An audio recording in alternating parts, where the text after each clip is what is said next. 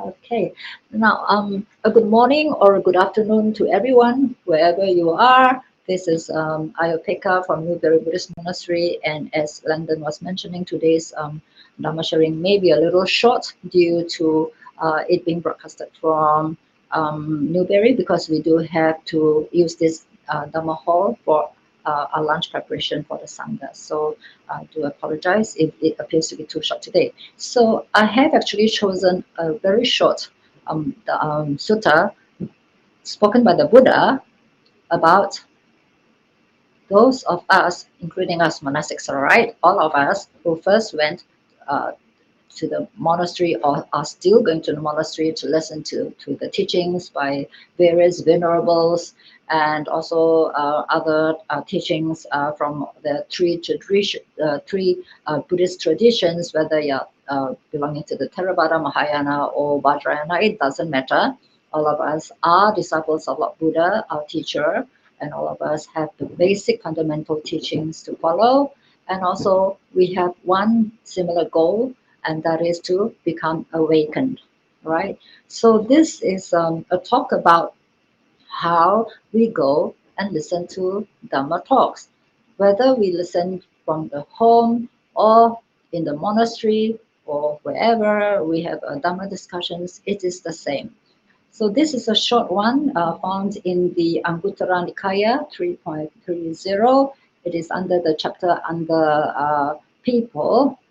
It's called Pugala Vagga. And this particular sutta is called Avakkuja Sutta, which is inverted or upside down. Now, why is it called upside down? So I'm going to read this short sutta, and then there's a very clear understanding by the Lord Buddha when he was explaining this. Okay, so we will know what kind of Dhamma listeners we all are. We listen to this Dhamma not to judge others, but rather to gauge for ourselves. What kind of attitude do we have when we listen to Dhamma? And after listening to the Dhamma, what are we doing to follow up? Are we applying the Dhamma in our lives, or are we not? So here goes. The inverted or upside down sutta, okay, found in Anguttara Nikaya 3.30. Now this is what the Buddha mentioned. Bhikkhus. So when the Buddha mentioned bhikkhus, it could be bhikkhus or bhikkhunis, laymen or laywomen, okay, but usually he addressed it bhikkhus, right? So it includes all of us from his time right up to now and into the future when anyone is reading the sutta. Because there are these three kinds of persons found existing in the world. What three? The person with inverted wisdom, okay? The person with lap-like wisdom, lap, L-A-P, okay? Lap-like wisdom. And the person with wide wisdom, W-I-D-E, wide wisdom. And what bhikkhus is the person with inverted wisdom? Here, some person often goes to the monastery to listen to the Dhamma from the bhikkhus, and the bhikkhus teach him the Dhamma that is good in the beginning, good in the middle, and good in the end, with the right meaning and phrasing. They reveal the perfectly complete and pure spiritual life. While he is sitting in his seat, this is referring to the one who listens to the Dhamma, okay? He does not attend to that talk at the beginning, in the middle, or at the end. After he has risen from his seat, he still does not attend to that talk at the beginning, in the middle, or at the end. Just as when a pot is turned upside down, the water that has been poured into it runs off and does not remain there. So too, some person often goes to the monastery to listen to the Dhamma from the bhikkhus, and does not really pay attention to the talk at the beginning, middle, or end. After he has risen from his seat, he still does not attend to the talk at the beginning, in the middle, or at the end. This is called the person with inverted wisdom. We will try to give some live examples afterwards. Okay. Now, the second type of person that the Buddha is referring to is what he calls lab-like wisdom, LAP. And what is the person with like wisdom. Here, some person often goes to the monastery to listen to the Dhamma from the bhikkhus. The bhikkhus teach him the Dhamma that is good in the beginning, good in the middle, good in the end, with the right meaning and phrasing. They reveal the perfectly complete and pure spiritual life. While he is sitting in his seat, he attends to that talk at the beginning, in the middle, and at the end. But after he has risen from his seat, he does not attend to that talk at the beginning, in the middle, or at the end. Just as when a person has various foodstuffs strewn over his lap, sesame seeds, rice grains, cakes, and jujubes, if he loses his mindfulness while rising from that seat, he would scatter them all over. So too, some person often goes to the monastery to listen to the Dhamma from the bhikkhus. But after he has arisen from his seat, he does not attend to that talk at the beginning, in the middle, or at the end. This is called the person with lab-like wisdom. Okay, this is the second type. Now the third type is called a person with wide wisdom. What is the person with wide wisdom? Here, some person often goes to the monastery to listen to the Dhamma from the bhikkhus. The bhikkhus teach him the Dhamma that is good in the beginning, good in the middle, and good in the end. With the right meaning and phrasing, they reveal the perfectly complete and pure spiritual life. While he is sitting in his seat, he attends to that which is good in the beginning, in the middle, and at the end. And after he has arisen from his seat, again he attends to that talk at the beginning, in the middle, and at the end. Just as when the pot is kept upright, the water that had been poured into it stays there and does not run off. So too, some person often goes to the monastery to listen to the Dhamma from the bhikkhus, and after he has risen from his seat, again he attends to that talk at the beginning, in the middle, and at the end. This is called a person with wide wisdom. These bhikkhus are the three kinds of persons found existing in the world. And of course, there are some gathas that continues touching on the same kind of explanation given by Lord Buddha.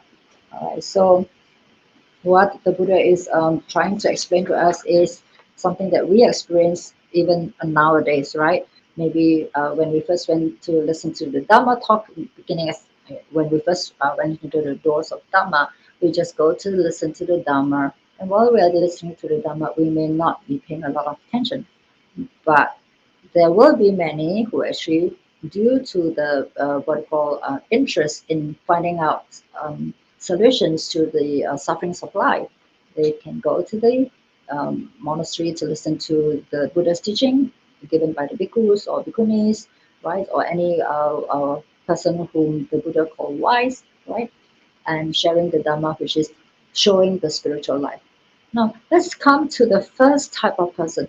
We are not going to use the suttas to, to judge others. We have to use the suttas to reflect and to measure ourselves.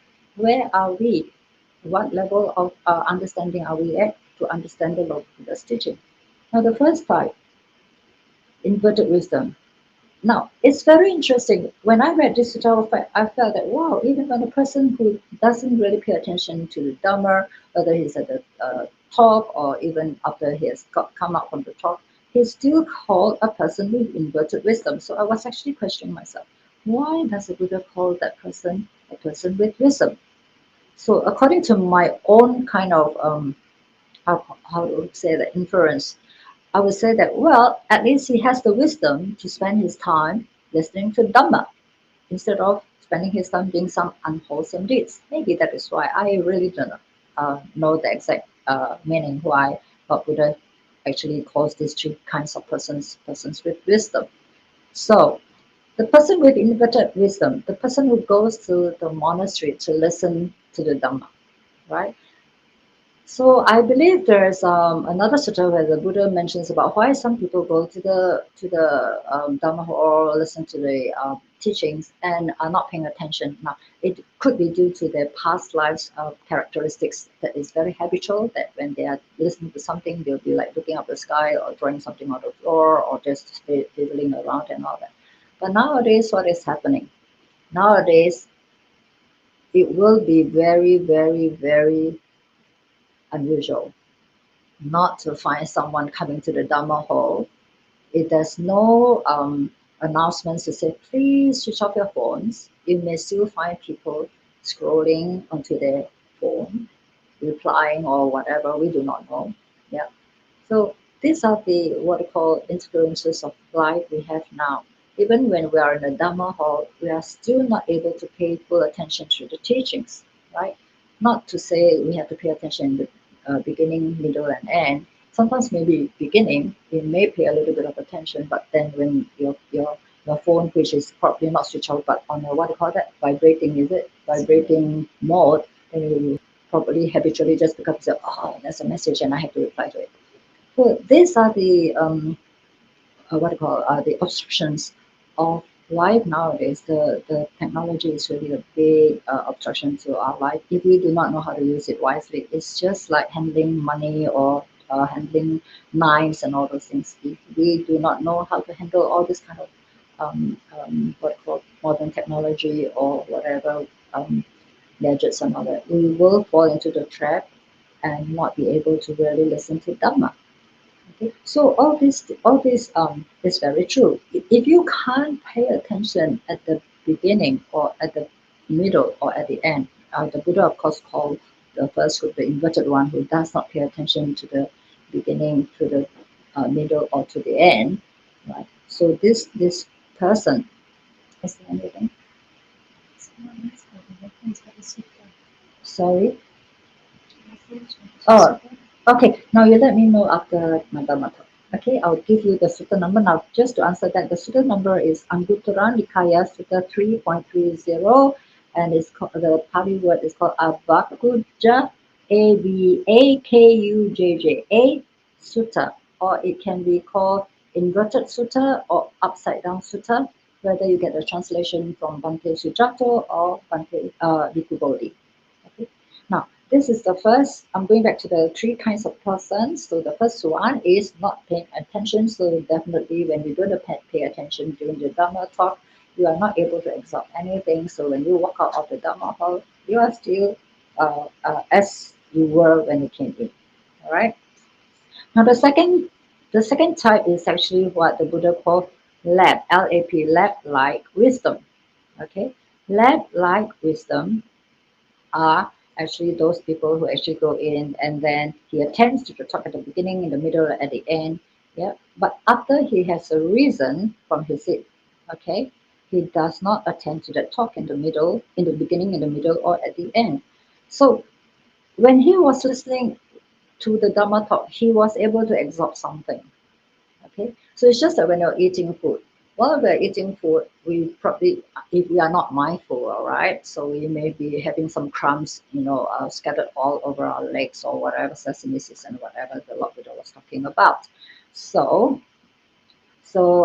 when you actually get out of your seat and leaves the Dhamma hall, then you probably will be uh, not paying attention to the talk. Now, what is a living example of this?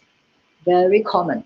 Go to the Dhamma hall, and when you're listening to the Dhamma talk, you are asked to be very mindful, asked to be very forgiving, asked to be very compassionate, very all-embracing. Yes, yes, yes. Oh, it feels good to be reminded of all those things. I think I'm able to do all those things. But immediately after the Dhamma talk, when you're actually going out of the Dhamma hall, sometimes you feel people just squeezing themselves and trying to, what do you call that?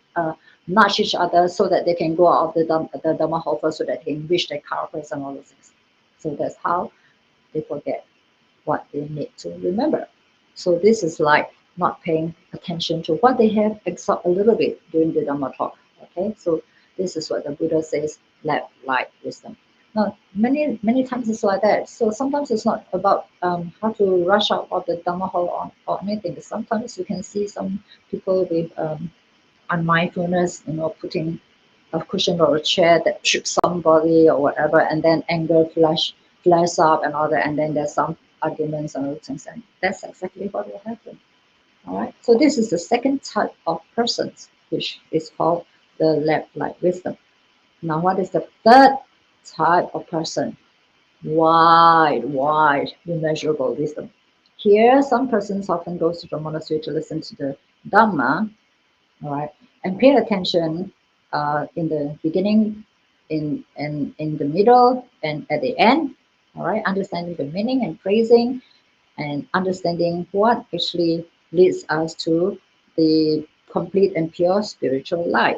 So while he's sitting there listening, right, he absorbs the teachings, right, all the teachings from beginning, middle, and end. And even after he has arisen from his seat, he still pays attention to the talk, reflecting on what has been said. All right. So, so this is what has been compared to a pot that is upright, and the water that has been poured into the pot stays in there and does not run off. Not like the first one, the pot has been filled with water and then it gets turned upside down. That's why it's called inverted sutta, right? It turns upside down and all the water runs out. But this one, the pot is kept intact, upright, and whatever water, which actually represents the Dhamma, stays in there. And after he has arisen from his seat, he still attends to the talk. Now, there are people who actually do this too. Now, which category do we belong? Here, I really want to come back to what we have just chanted just now about the recollection of the Dhamma, the qualities of the Dhamma. The Buddha has actually taught the Dhamma, which all of us do agree. I'm not sure whether anybody disagree, but I totally agree, right? That it is well expounded. Um, it is to be seen here and now, timeless, whatever the Buddha teaches, maybe sometimes the more profound Dhamma, you may not be able to really experience it here and now. But those very basic teachings, right, like observing the five precepts, how to be good, and how to be kind, all these things, you can actually see the results immediately. Okay, now the teachings, well expounded by the Buddha, is to be seen here and now, and is timeless, right? The people from the Buddha's time, 2000, almost 600 years ago, right up to now, we are all the same. We are all made up of the four elements. We all made up of body and mind, okay? The body is made up of the four elements, and then the mind is made up of the feelings, perceptions, the what they call volition and consciousness. All are the same. We also have the same root causes of defilements, of greed, hatred, delusion, what for ego, attachments, wrong views, all these things, we are all the same. Right? So that's why the Buddha says his teaching is timeless. Whatever is taught by the Buddha during his time can be used right now, even these modern days, even with technology, with all this scientific exploration, all this kind of worldwide science and all those kind of investigation. No one can say that the Buddha's teaching cannot be used right now. We are talking about the Dhamma, which is supposed to be inviting one to come and see, leading inwards. This is the most important part, right, of the whole recollection of the Dhamma. What is the Dhamma for? Not for us to listen 1 year in, 1 year out, or 1 year in, reflect on it, then gauge what others are doing or not doing, and forgetting that we ourselves are actually not trying to improve ourselves with the Buddha's teachings. Right? So this is so important. Inviting one to come and see, investigate the Dhamma, Kalama Sutta. A lot of us nowadays are forgetting the use of Kalama Sutta. Whenever we hear something from another person, we just tend to believe instead of just trying to just listen and investigate.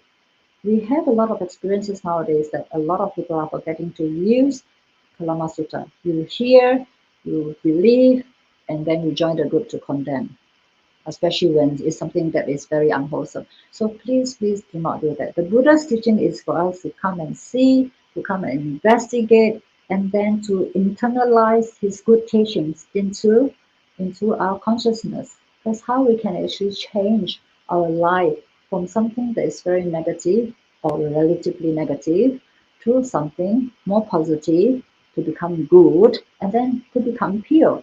All right. So This teaching is inviting one to come and see, reading in words, and to be understood individually by the wise. By the wise. So why is it individually understood by the wise? All of us have varying levels of spiritual maturity. Whatever the Buddha has taught, okay, his one teaching may be understood by a group of person, may not be understood by another group of person or many groups of person. It depends on our spiritual maturity. Just look at Sariputta, Moggallana, all these people, Kassapa, Mahakassapa, all his first disciples. Only one statement, only a few words, and they get the divine eye. They become Sotapanna immediately. Many of us have been listening to Dhamma for so many years. Why are we still struggling with our sufferings? Why are we still suffering with all these doubts, with all these worries, all the what I call the five hindrances in life? We are still stuck and trapped in them, right? Why? That's because we have really not understood the Buddha's teaching. We have not investigated it well. Why are we still having conflicts? Why are we still having disputes? Why? We label ourselves as Buddhists, or those of us in robes, we are monastics. But why are we still engaged in all those unwholesome activities of mental, what you call, mind, speech, and bodily acts? Well, I would say that a lot of us were not going to bad bodily acts. I don't think a lot of Buddhists will go into bad bodily acts because they are practicing at least the five precepts. But speech, it is the most difficult to practice speech, right? So speech, when you have wrong perception, you have wrong views, you have wrong understanding, and you don't investigate, and you are so inclined to just believe what you heard, all right? And when we have what the Ajahn Brahm always like to say, if we have a fault-finding mind, it's very easy for us to just go straight into the trap of hearing, believing, condemning, right? Well, of course, judging first and then condemning, and then trying to discriminate another person, right? Where is the open heartedness that we are supposed to have when the Buddha is teaching us about compassion, loving kindness, altruistic joy, and equanimity, right? Where are those things? Why are we so easily swayed by the eight worldly winds of praise and blame, gain and loss, happiness and sadness, and then what do you call the last one? I always forget my view. Okay, fame and defame, all these things, all these eight worldly winds. As long as we are swayed by them, okay, unless we really have gone into the understanding of what the Buddha has taught about accepting impermanence and accepting non-self, okay, we will all fall into all these traps. We will all fall into the traps of the eight worldly winds. That's why we cannot have equanimity. That is the worldly equanimities that I'm talking about. When somebody calls Ayya Upekkha, you look like a pig, and then I'll just stare up and say, well, how dare you scold me, a monastic, and all those things. Yep. But if I have equanimity, fine. If I look like a pig to you, I look like a pig to you. I can't do anything. This is how I was born, right? So all these things, have we really internalized the Dhamma taught by the Buddha? Are we really compassionate enough, really, to be kind to each and every one? What does the Metta Sutta say, right? Just as a mother who protects with her life, her child, her only child, right? With a boundless heart, one should cherish all living beings. How can we cherish any living being when our heart is so discriminative, when our mind is so judgmental, and when we cannot accept what others are trying to do good and all those things? A lot of times you find that many people are trying to do noble causes, good charitable work, but there will be plenty of people who support. There will be also others who criticize. So all these things are happening. So why do we want to wear a label, I'm a Buddhist?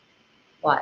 Because we want to be awakened. I mean, finally, we want to be awakened, right? So that we don't fall into the rebirth cycle, right? That's the awakening is why we are learning Buddhism. That's why we are going to the monasteries or anywhere that has good Dhamma talks. That's why we're going there to remind ourselves: Am I practicing? Am I practicing? And am I practicing? Not just to go and listen to a Dhamma talk and say, oh, that teacher gives a good Dhamma talk. That teacher doesn't give a good Dhamma talk. This teacher looks wonderful. That teacher looks so horrible. All these kind of things. Which category do we fall into? So very important, please, please, please, very important. If we don't need to call ourselves a Buddhist, wearing a label Buddhist. We don't need to do that.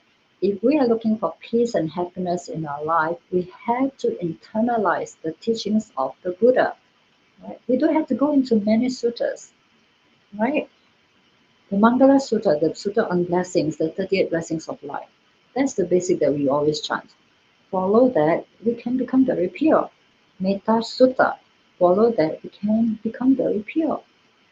So why are we listening to Dhamma over and over and over and over again and still get trapped in our suffering? We are not able to sort of like break ourselves free from all the worries, all the restlessness, all the hatred, all the doubts, all this judging, condemning, belittling, all these kind of very unwholesome activities of the mind, which of course manifest through our speech and bodily actions.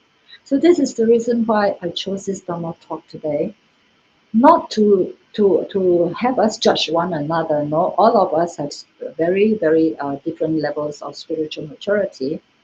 We also have our very different habits from past lives or even from the conditioning of this lifetime, right? But by learning the Dhamma, this is the best time for us to break out of our habits, to break out from the cycle of what we call the vicious cycle of unwholesome activities of body, speech, and mind.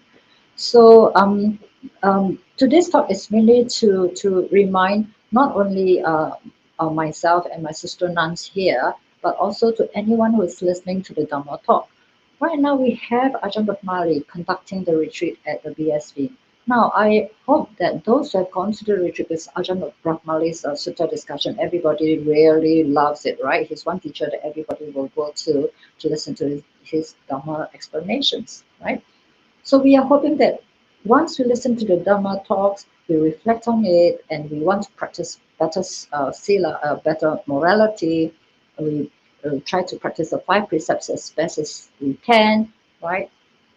Hopefully we can purify the precepts. That's the reason why the 5 precepts, we don't just want to listen and practice according to the letter of the word, but also more importantly to practice to the essence and meaning of the precepts. What is the underlying cause that the Buddha is recommending that we practice these 5 precepts? That is the very basic to maintain a human life. Right? So when you find that, wow, it's so meaningful, it makes me feel good, it makes me feel so comfortable, it makes me so joyous that I'm not hurting anyone and all that, then you will want to go further. Why not I take up the 8 precepts, right? And after the 8 precepts, you feel, wow, it's really leading my life into a very good direction. I'm so comfortable going everywhere. I have so much peace, and it's just blending into the companionship of those good people around me and all that. Then you want to maybe consider 10 precepts, maybe consider renunciation, right? So if we have internalized the Dhamma, we would want to really follow the Buddha's teaching really thoroughly. Yeah. We take refuge in the Holy Scripture. If you really read through the suttas that the Buddha has mentioned, not just to the laity, but also to the monastics, whatever the monastics are being taught, it can apply to the laity too. Depends, as I say always, depends on our own individual spiritual maturity. All right. And if we want to go deeper and deeper and deeper, right, we can have the intention to go deeper and understand it. Important thing is to internalize and understand the teaching, as the Buddha has said, inviting one to come and see, leading inwards to be understood individually by the wise. We chant the recollection of the Buddha, Dhamma, and Sangha, right? The Buddha, the teachings, and the noble monastics. Almost every time we have a ceremony or a Sunday talk or whatever talks, we chant it every day. But how well have we really grasped the meanings? How well do we really understand what the Buddha is trying to tell us? This is something so fundamental, so basic that we need to understand We need to internalize so that we use the Dhamma that we've learned to really gauge ourselves, right? So how do we become enlightened? How do we become awakened? Not because we have to do something very special. It's just not feeding our defilements, not feeding our defilements. So I go back to one very famous Indian what do you call a quotation that somebody sent to me. I think I mentioned this quite a number of times, where this Indian chief was talking to the children around him and telling them that there are two wolves in each of us. Okay, this is just a simile, all right, not the Buddha's teaching. There are two wolves in us, and they are always fighting one another. So the children asked the Indian chief, which wolf will win? I'm quite sure you all know the answer. The one that you don't feed, the one that you don't feed will win. There's a good and the bad. If you keep on feeding the bad the one that you feed most will win. If you keep on feeding the bad wolf will win. That means you will go into doing a lot of unwholesome things. But if you keep on feeding the good ones, then the bad wolf will be starved. So the bad wolf won't come up. So it's the same with our life. The same with our life. If we want to become good, what do we need to do? We keep on doing the good so that we don't have time to do the bad. Even if we have time to do the bad, then we realize that, hey, doing good is so much more better than doing the bad. So we keep on feeding the good habits in us, right?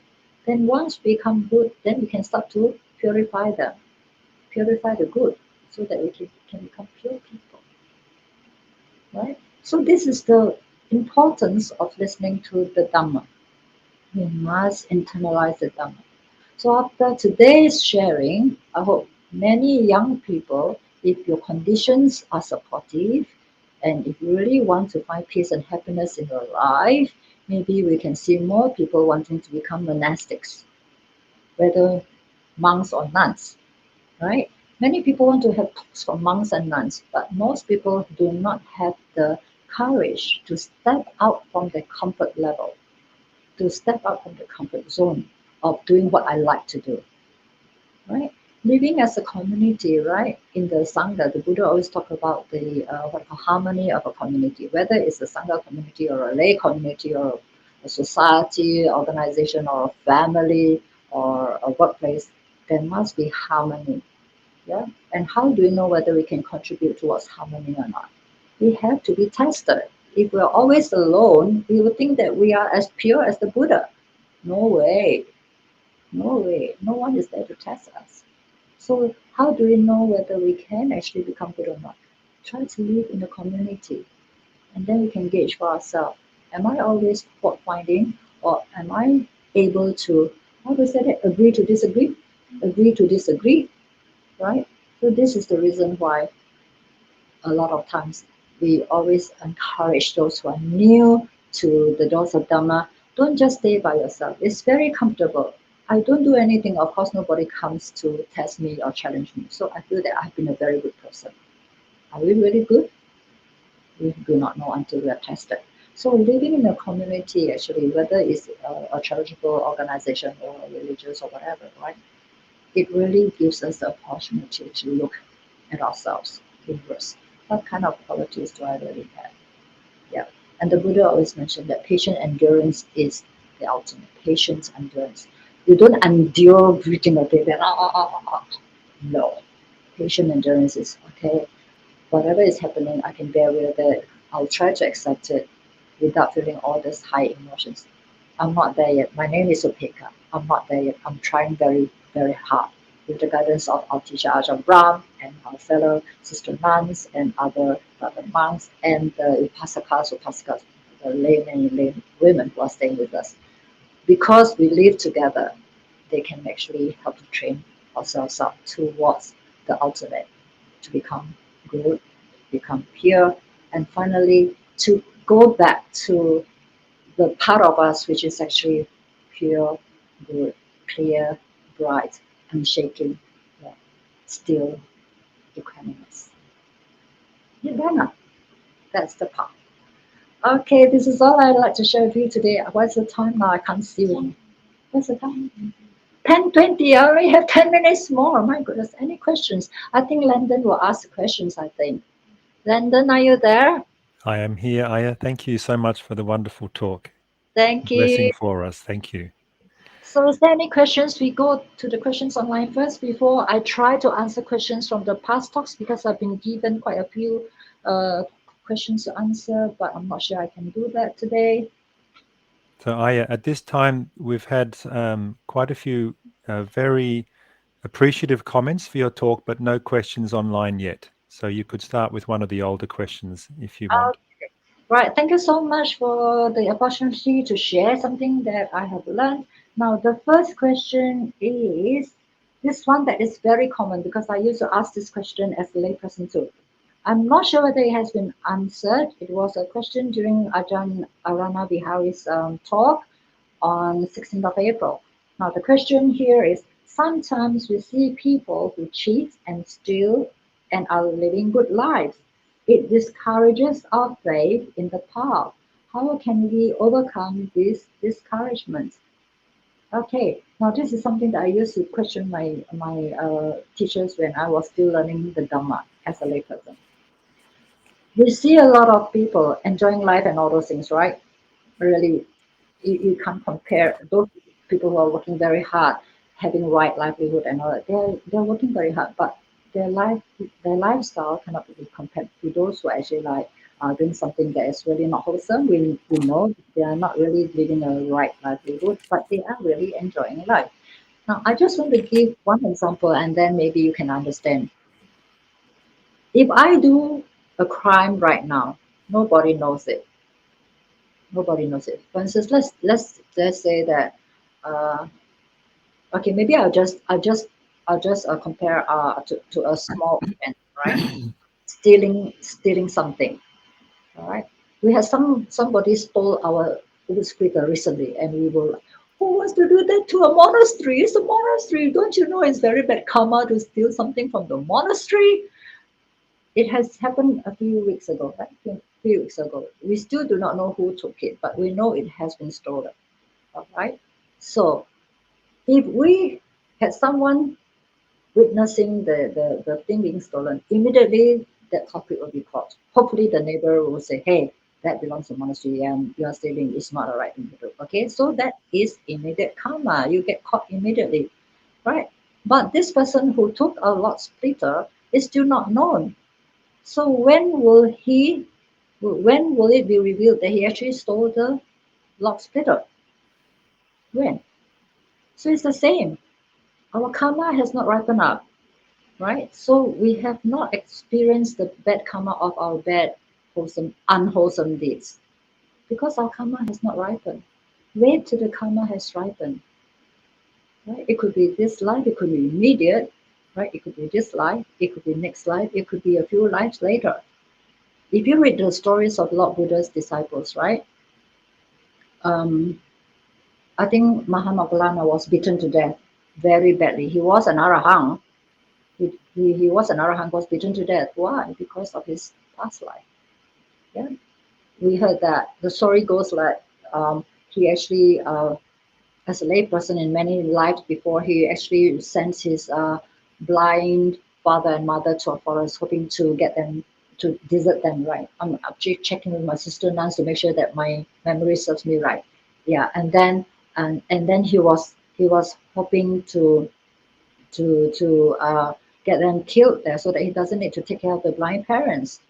Yeah. So when the parents were being beaten, uh, this layperson who's now Mahamoggallana, he was also trying to scream, oh, ouch, ouch, ow, ow, screaming in pain and all that. So the parents of like kind of said, I don't know what his name was called at the time. Please go, leave us alone. You go, you escape. Please go, please go. Right. So he staged the killing of his parents. He became an arahant in the Buddha's lifetime. He died a very, very gruesome death. How do I explain that? So the Buddha actually was able. So I don't think this is found in the Theravada suttas. I hear this from the Mahayana teachings when I was a layperson in Singapore. There wasn't a lot of Theravada teachings then, but a lot of Mahayana teachings. But this was what was told to us by our teachers, that this is cause and effect. Your karma may not ripen in this lifetime, your karma may ripen in many other lifetimes. Okay, so I really hope that this will overcome your discouragement from good life. Continue to live good life. There is a sutta by the Lord Buddha, is NN70, MN7, the one that you gave me, about the Buddha being asked, how do we know whether we will benefit from our good deeds or not? I think it's uh, the Majjhima Nikaya. And the Buddha says that, well, even if you don't believe that there's an afterlife or rebirth, at least you feel good doing good, right? 60, MN60. Yeah, if you read that sutta, the Buddha was asked all these questions just as what you were asking, just as what I was asking. The Buddha has answered this. Even if you don't see the benefits of goodness, or you don't see the what you call the fruits of some unwholesome deeds, why not give yourself the benefit of the doubt? What if there is an afterlife? What if there's a rebirth? Once you want to be reborn in something good, so why not just do something good, because you really benefit and see the happiness and satisfaction in this lifetime. All right. So I hope this answered the question that was asked on 16th of April. What's the time now? I have 5 minutes more, so I'll go to the next question. I Ayya, don't. sorry Yes. to interrupt. There is a question online now. Okay. You're Shall we happy go to for take that? that. Yep. It relates to the topic of your talk. Someone asks, I find it helps for me to do things in the background while listening to Dhamma talks. Would this qualify as not attending to the talk given online? Well, a lot of people do that when they're driving or doing some sewing or whatever. Now, the Buddha's teaching is that our mind works in such a way, no two thoughts can happen at the same time. But we feel that it can happen at the same time because it is so fast. It is so fast. So if you really want to pay attention to the Dhamma talk, drop everything. I'm also encouraging all our sister nuns and our trainees and devotees to come here. If you're listening to a Dhamma talk, don't start to write notes and all this unless the teacher gives you time to write notes. Because while you're writing notes and the teacher is explaining the other parts of the sutta, you may miss part of it. All right. So it's good to have a recording. It's good to have a recording so that you can refer to it later on, but try not to divert your attention. So that's a good question. It happens to a lot of people. I think monastics also doing that too. Yeah, they are nodding their heads. Yeah. Okay. Now it's not good to really divide your attention. When we're listening to the Dhamma, listen. How much we can retain in our memory, we do not know, because some people have very good memories, some do not have. But we shouldn't have what called diverted kind of attention. It's better to really pay close attention. I hope I answered your question. Thank you, Ayya. Yes, that's the only question we have online at the moment. So we have 5 minutes until 10:30. Maybe time for one more question. Yeah, okay, so this one. Okay, this one is asked to Ajahn Brahm on 17th of March. I'm not sure whether this has been answered because I was given all these questions and it was not marked whether they were answered or not. So this one, another common one. My parents do not practice meditation and are not Buddhist. How can I support them? All right. Now, whether our parents are Buddhist or not, we have to support them. That is the teaching of Lord Buddha found in the Mangala Sutta and other suttas too. The Buddha has mentioned that our parents are like our first teachers in our life, our parents, father and mother. Now, of course, I do have arguments to say that some parents are not worth their paying attention to because they did a lot of unwholesome things on the children and creating a lot of misery to their life. Let's just talk about the general understanding that most parents will love their children, okay, in their own ways. Not there's no there's I mean nowadays you may have classes teaching how to be a parent, but all our conditions, all our karmas are very different.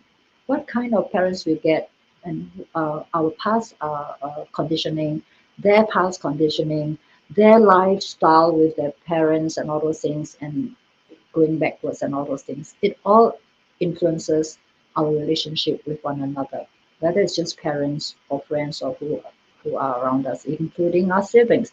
So regardless of whether your parents are Buddhist or not, how do you want to treat our parents? Just as what we would do, always treat them well. They have taken care of us. Our mother has given birth to us to become a human being. Now that is something that the Lord Buddha says is very hard to repay. The Buddha has mentioned many times that it is so hard to repay the kindness of our parents.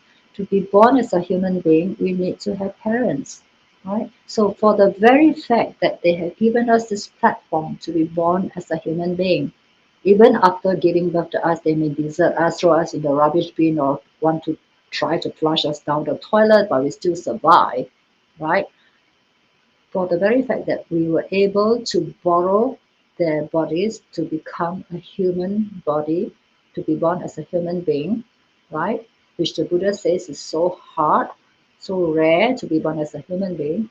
For that very fact, we we are grateful to them. Now, there may not be opportunities for us to show our gratefulness to them. Who knows? They may have deserted us or whatever. We do not know, right? But even if the parents are difficult, as long as we are together with them, right? We just try to take care of them as best as conditions support us. I do agree that there are parents who are very difficult. I do agree. I cannot disagree with that because we have seen with our own eyes, we've heard people trying to be good to parents, but it doesn't seem to be appreciated, right? But it doesn't matter whether they're Buddhist or not, as long as they are our parents. We try our very best to take care of them during their times of needs. A lot of parents don't even want us to take care of them when they're able to take care of themselves. Isn't it true nowadays? Many, even nowadays, the Asian people usually depends on the children to take care of them when they grow old or are retired. But nowadays, everywhere, I think, if I can assume correctly, a lot of parents prefer to live away from their children. First and foremost, they really treasure their freedom. Second thing, they really want to do what they like to do without having to sort of like interrupt in the children's lifestyle and all that, right? But there will come a time when the parents who are aged or sick need our help, right? Well, they are still okay. Yeah, let them enjoy their freedom, but still take care of them. Visit them if they really appreciate your visits. Bring your children if they love grandchildren, whatever. Even if you're single, it's okay. Parents, as they grow old, they only want companionship. If they are, what can I say? Not wealthy, but good enough to really pass their own life without having to depend on anyone for financial help. And if your parents, like most of us, our Asian parents, they don't have what they call superannuation or anything like that. So when they grow old, they have actually spent all the savings on our education, our upbringing, all that. Whatever you can share with them, share with them. If you have a home for them, why not share it with them? So these are little things that we can care for them. I mean, it's too short a time to go into this topic. It can really take a lot of time to just explain on how we can take care of our parents, right? So, of course, the Buddha says to show them the path towards purification. That's the best gratefulness we can show to our parents. But not all parents agree with our choosing or embracing Buddhism as part of our way of life. So we just try to support them in their own beliefs. You see, many of our nuns, actually, like even for me, I come from a convent school, yeah, but we don't even know who the Buddha is. We don't even know how a bhikkhu or bhikkhuni look like. But probably due to our past lives connection, we were able to reconnect with the Buddha and his teachings deep enough for us to accept and to become a monk and a nun again, right? But our parents will still not accept it. They feel that we have chosen a very foolish lifestyle. But to us, we feel so blessed and so happy. So it's different levels of what called thinking, different levels of views, right? So when the Buddha talks about right views, it's not about what is good and bad in the what they call the worldly sense of it, but right view in the Buddha's teaching is about how our lifestyle can lead us to awakening. So yes, please take care of your parents. Okay, how can I support them as best as the conditions allow you to love them, really love them, really love them. Okay, sometimes they don't need a lot of things. It's just being around them, saying hello, and taking care of them, bringing them out once in a while. Depends on the conditions in your family, because everybody's family has different conditions. Your parents may still be very healthy, or they may be sickly. You do not know. So according to what is needed, please help them. And if you're not able to help them yourself, please do ask for help. There are a lot of government services, or the what do call the charitable organizations, who do organize support for the caregivers of parents who are sick and all that. Sick support. Know that we have our own limits, especially when we have to work to support them in their medical bills and all that. Know we have our own limits. Seek for proper help. Okay? I hope I answered your question. The person who has asked this. So that's time. Okay, it's no more time left. So I hope that today's sharing is good enough for a good reflection, and we hope that we can just do our very best to live life as in accordance to the Buddha's teaching, and be happy about it, accepting what we have to do, and then not fighting against a lot of things, especially when it's right. When it comes to different views and other things, do what you feel is right. Something that's not harming ourselves, something that's not harming others, something that benefits others, something that benefits ourselves. That is my own personal guidance. Yeah. Sometimes even to the extent of sacrificing a little bit of so-called myself, and then even sacrificing a little bit of my sister nuns just for the benefit of the people who are coming in here. Yeah, why not? We try to serve, we try to make others happy, and that's how we can lead them towards the goal of Dhamma. Is that enough for today? Yes, thank you so much, Ayya. So, as usual, I like to go into my dedication of merits. London, I'm not sure whether you had the dedication of merits to the Deva class. Oh, I'm sorry, I don't have that ready.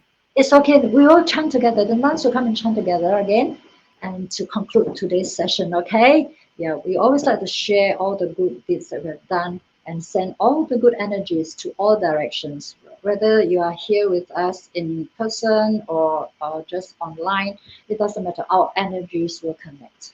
Okay? All right. Do you all know the chant? Do you all know the chant? You can take from there. Okay. Yeah. Okay. Right. Akasatta Chagummatta Devanaga Mahitika Punyang Kang Anumoditva Charang Rakkantu Lokasasanang Akasatta Chagummatta Devanaga Mahitika Punyang Kang Anumoditva Charang Rakkantu Desanang Akasatta Chagummatta Devanaga Mahitika Punyang Tang Anumoditva Charang Rakkantu Mang Purang Ittavata Cham Hehi Sampatam Punya Sampadang Sabbe Deva Anumodantu Sava Sampatti Siddhya Ittavata Jam Hehi Sampatam Punya Sampadang Sabbe Bhuta Anumodantu Sava Sampatti Siddhya Ittavata Jam Hehi Sampatam Punya Sampadang Sabbe Satta Anumodantu Sabba Sampatti Siddhya Idam Vanyati Nang Hotu Sukita Hontu Nyatayo Idam Vanyati Nang Hotu Sukita Hontu Nyatayo Idam Vanyati Nang Hotu Sukita Hontu Nyatayo. Sadhu, sadhu, sadhu. Thank you so much, Landon, and to my sisters nuns here. I think everything went quite well today. Thank you, and all of you, please have a peaceful, harmonious lifestyle, and be happy and well, and take care of your health, please. Thank you so very much.